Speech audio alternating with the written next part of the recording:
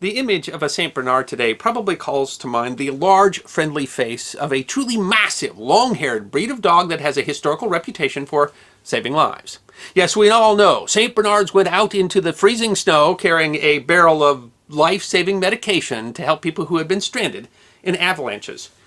And that reputation is real. They really were life-saving dogs, but it might surprise you to find out that the dogs that saved those lives looked very little like the modern breed that we call St. Bernards.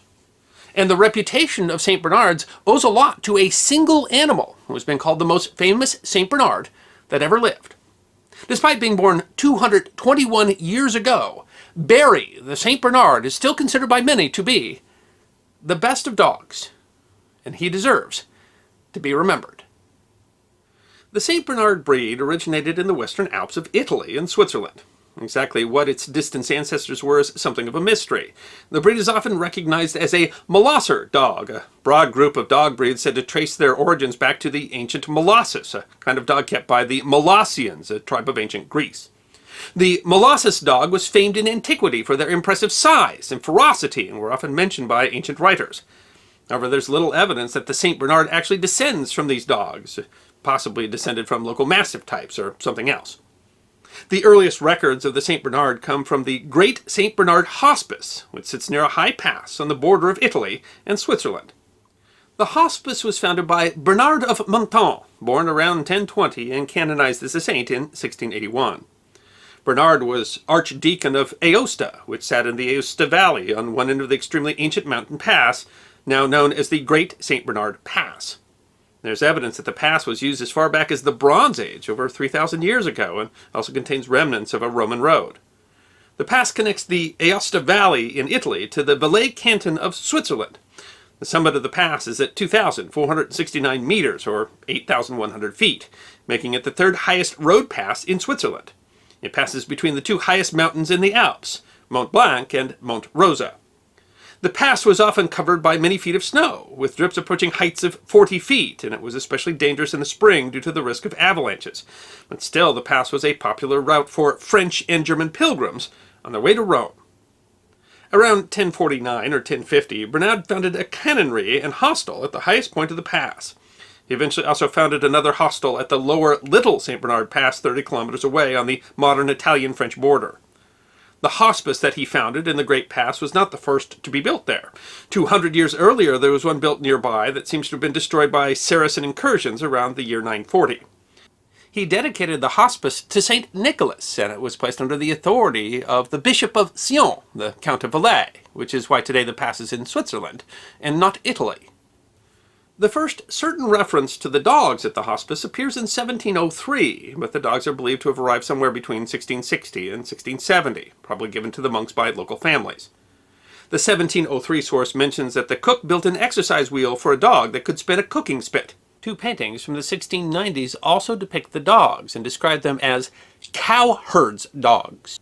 In 1707, the archive says that the hospice lost a dog in an avalanche. Their original purpose was probably to serve as guard dogs for the monastery, but they proved themselves adept at a different job, saving the lives of people trapped in avalanches or the frigid cold of the high pass. The dogs that the hospice obtained in the 17th century differed markedly from the St. Bernard of today. They were smaller, although still quite large, had a different shaped head, shorter fur, and a longer tail compared to the modern breed. The dogs were reportedly not trained by the monks, but performed their work essentially by instinct, although later reports do describe training the young dogs. Supposedly older dogs were the primary teachers to the younger dogs on how to find people in the often treacherous weather and terrain of the pass. By 1750, the dogs were often accompanied by an alpine guide called a marinier, whose job was to guide travelers through the passes. Monks themselves sometimes performed this role or assisted others, even physically carrying travelers to the convent. The guides' jobs were so important that the Kingdom of Savoy dubbed them snow soldiers and made them exempt from serving in the country's military.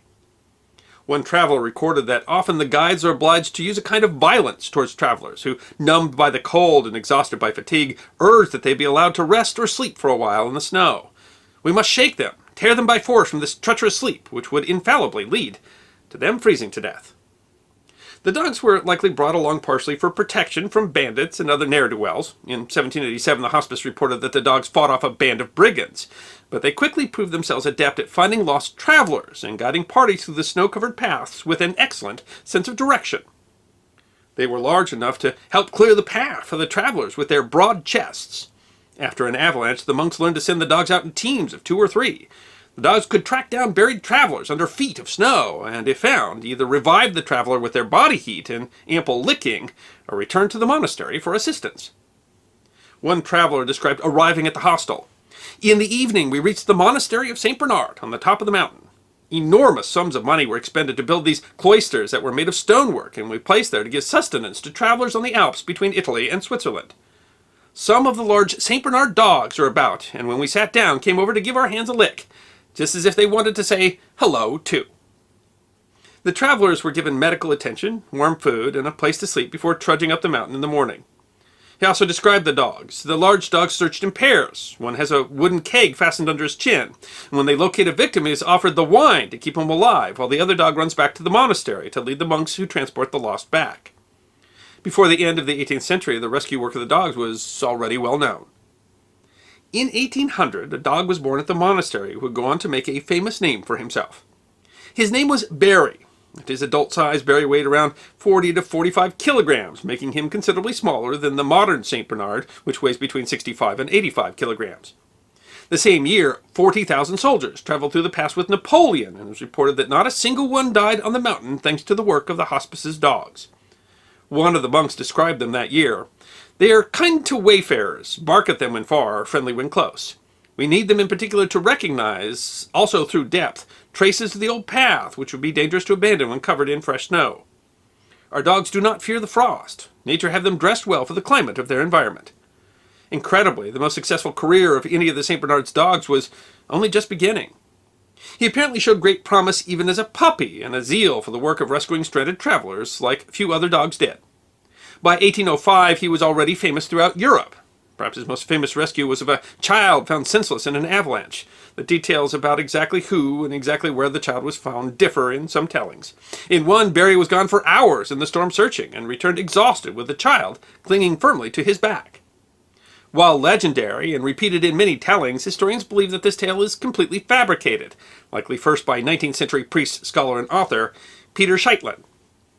What is certainly true of Barry is that he saved many lives, and while no particular tale that has since survived is certain, he was prodigious in his ability to rescue the stranded, and saved at least 40 lives, as was reported around the time and shortly afterwards. A number that was inflated by other writers to reach as many as 100. Scheitlen wrote of the heroic dog that, "The best of dogs, the best of animals, is Barry. You used to leave the convent with a basket around your neck into the storm, in the most insidious snow. Each and every day you examined the mountain, searching for unfortunates buried under avalanches. You dug them out and brought them back to life by yourself, and when you couldn't, you rushed back to the convent, signaling the monks for help. You resurrected people."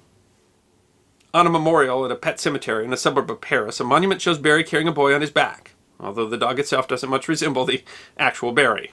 A plaque below it reads in French, "He saved the lives of 40 people.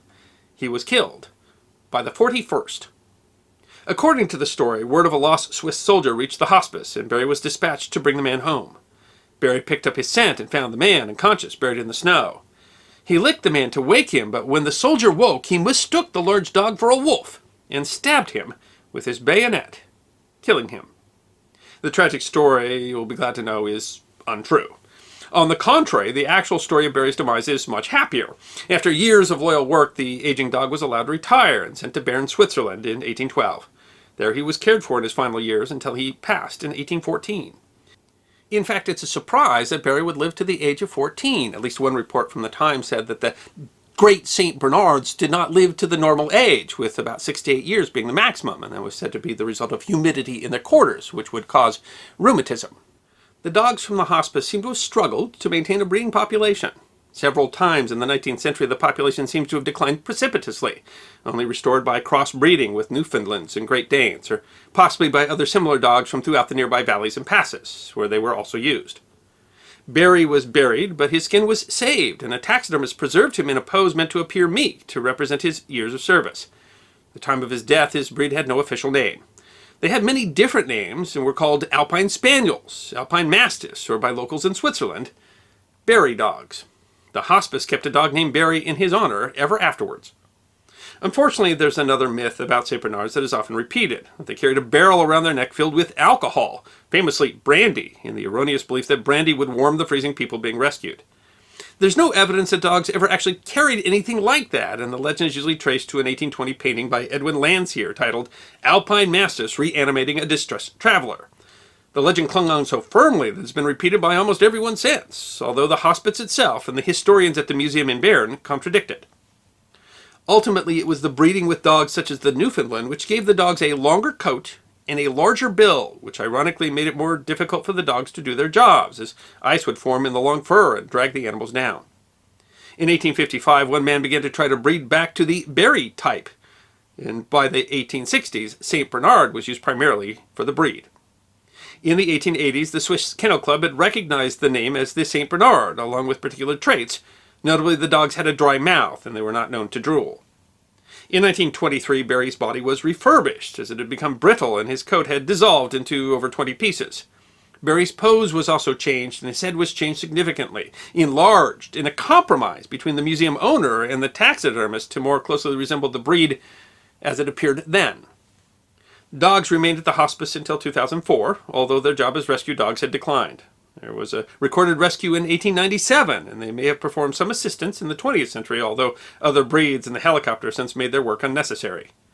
A tunnel was built bypassing the pass in 1964, which means that much less traffic now passes by the hospice itself.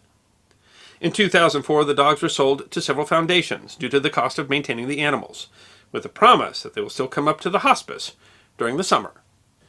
While their time as rescue animals has ended, the St. Bernard breed is still very popular today, although they don't look much like Barry or the rest of the rescue dogs of the Great St. Bernard Hospice. Over their years there, the hundreds of dogs are thought to have saved at least 2,000 lives, guarding the pass at a time when as many as 20,000 people a year braved the omnipresent snow. And many of those animals also died in those avalanches, selflessly trying to rescue those who had been stranded. Barry's taxidermied remains remain at the Natural History Museum in Bern, where they've been since his death, to remind people of his heroic nature. As an enduring symbol of that nature, the Tokyo Fire Brigade today wears a patch with an image of a St. Bernard. Peter Schuyten wrote of Barry, "Whoever should encounter your embalmed remains should take off his hat, should purchase a picture and put it in a frame and show it to his children and say, 'Go and do as well as this good Samaritan did.'" And what good advice. How much better would the world be if all we humans sought to do as much good as the best of dogs? I hope you enjoyed this episode of the History Guy, short snippets of forgotten history. And if you did enjoy, feed the algorithm by making a comment or clicking that like button. If you have suggestions for future episodes, please send those to our suggestions email box. Check out our webpage at thehistoryguy.net. And of course, we're on Facebook, Instagram, and Twitter. You can book a special message from the History Guy on Cameo and check out our merchandise at teespring.com. And if you'd like more episodes of Forgotten History, all you need to do is subscribe.